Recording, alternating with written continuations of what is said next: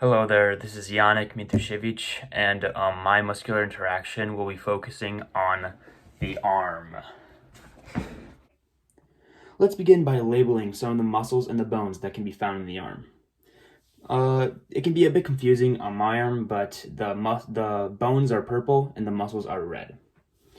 First, we see the radius, the ulna and the radius, which are both lateral to each other and the most inferior bones in this part of the arm. Superior to that, we of course have the humerus. And then taking a look at the muscles, the most inferior muscle that we can see are the wrist flexors. And then just a bit lateral to that, we have the brachioradialis. And then, of course, superior to that, we have the biceps brachii. Please note that my biceps brachii might be a bit smaller than the average human due to my lack of working out.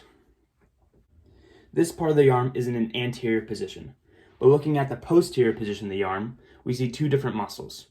In the inferior part of this, we see the wrist extensors. And then superior to that, we of course have the triceps brachii, which once again might be smaller.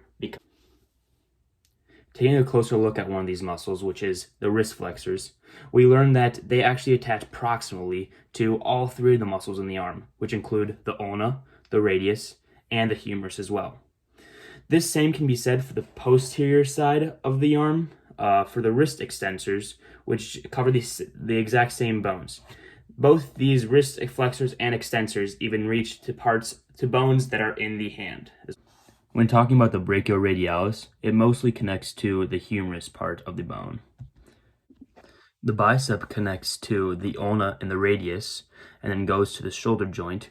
And then on the posterior side, the triceps brachii connects to the humerus, the scapula, and the ulna as well. What I forgot to mention is that each one of these muscles are connected to the bones through tendons. Each muscle has its own separate function when contracted. For example, when wrist extensors act together in conjunction with the corresponding wrist extensors, when contracted, they will extend the wrist. They can also help to produce radial or ulnar abduction of the wrist as well. The brachioradialis has a different function in which it flexes the forearm at the elbow, especially when quick movement is required and when weight is lifted during slow flexion of the forearm. The muscle is also used to stabilize the elbow during rapid flexion extension while in a mid position, such as when hammering. When your bicep contracts, it causes flexion in your upper arm and it pulls your lower arm towards your shoulder. However, when the triceps brachii contracts, it acts as an extensor and does the opposite from the biceps brachii. A good example where both the biceps and the triceps are being used is when doing curl-ups.